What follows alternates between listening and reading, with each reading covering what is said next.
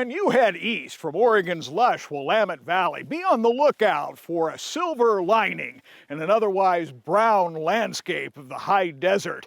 Chances are that silver lining will be a silver-sided steelhead. Hi there, Grant McComey here, your host for Travel Oregon's Grant's Getaways, and welcome to this week's edition that takes us into the high desert, where we explore a beautiful river this time of year. It's a famous river for its steelhead called the Deschutes River. Come on along, don't forget your fishing license and a PFD as we explore the Deschutes for summer steelhead. When you talk summer adventure, the Deschutes River is a rite of passage for anyone who calls the Northwest home. There's hundreds and hundreds and hundreds of spots to fish. Even though it's a crowded river at times, there's always a place to find that you can fish. And there's fish in all of them. Since 1968, Bob TOMAN has been steering anglers to the right spots on the Deschutes River. Right at these grass clumps, and don't step off, it drops right off. So he knows the river's nooks, crannies, and holding areas where the big fish live. And it doesn't take long for KASEBERG to cast a lure and find one. Watermelon, pretty close to a shrimp that's in the ocean. And the way the lure wiggles in the water, it looks kind of like a shrimp. TOMAN has lost track of the number of anglers he's helped discover the Deschutes. One of the good things about the Deschutes, they bite all sorts of things. So it's safe to say there are hundreds of folks like Bill Monroe, plus Kevin and Patty KASEBERG. You get a strike and miss it, or see one boil on your fly, stay right there and give it a half a dozen more casts. Who get to see the river from a different point of view when they step off TOMAN's boat to wade and cast. The scenery is wonderful. It's great to get out. It's like stepping out of the world and going into this peaceful, beautiful, restful place. It's just kind of a magical place. It may be magical. Anglers are allowed a generous 3 hatchery steelhead limit a day, and usually they catch them. Hold us down and you jerk back and reel, and hope he's still there. All wild fish like this one must go back. I move. It seems like most of the fish get caught in the first little bit of when you're there. And if you hang around and keep pounding and pounding and pounding and pounding, you don't get as many. I mean, they don't start biting again later. Moving is the bonus and the reason I come, to drink in scenery framed by vistas of wide open spaces. The timeless Deschutes River offers big surging rapids that churn to their own rhythms and challenge boaters who must pass through safely.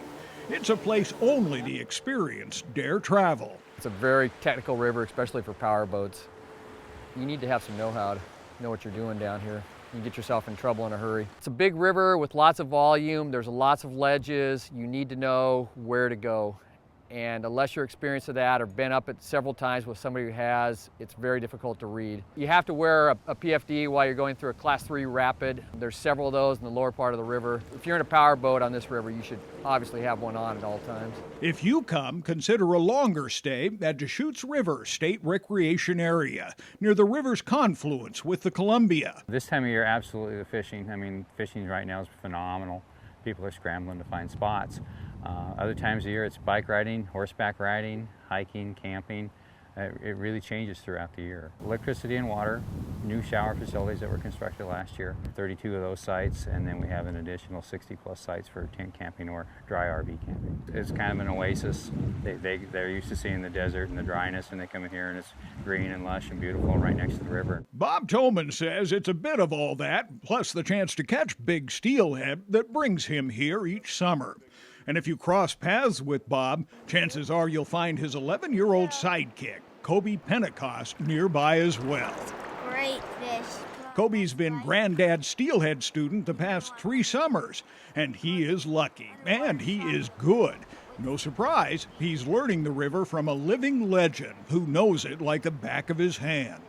A couple of weeks ago, I told my grandpa, man, I never catch any fish. And he goes, it's because you're not fishing with confidence. So he gave me a whole speech about it. And then 10 minutes later, I caught a fish. Yeah, I was confident. Nice fish. I enjoy fishing so much, I don't really care if it's a keeper or not. A fish is a fish, and that's the fun part, catching the fish. I just like to be here. It's really fun. And in case you're wondering, how do you get your youngster totally hooked on fishing? I didn't let it get boring for them, so I'd take them out, and as soon as they got bored and wanted to go, I just take them back. And each time you just stay a little longer, a little longer, a little longer, and pretty soon they know what to expect and they know how long to be there, and they make 2 sandwiches instead of 1 sandwich and a big deal of hot chocolate, and they're, they can go all day. And that's easy to understand for anyone at any age who might ask what's not to love about Deschutes steelhead fishing. Your pole goes down and you yank back and it's still out there. Deschutes summer steelhead. Once you've caught one, you're hooked. You'll be back. Patty is absolutely correct. The Deschutes River is simply irresistible, and once visited, you'll be coming back for more. To that end, we provided all the details, directions, and the contact information right here on the Travel Oregon website. So until next week, get out here and explore the great Oregon outdoors, and let Travel Oregon be your guide. For Travel Oregon, I'm Grant McComie.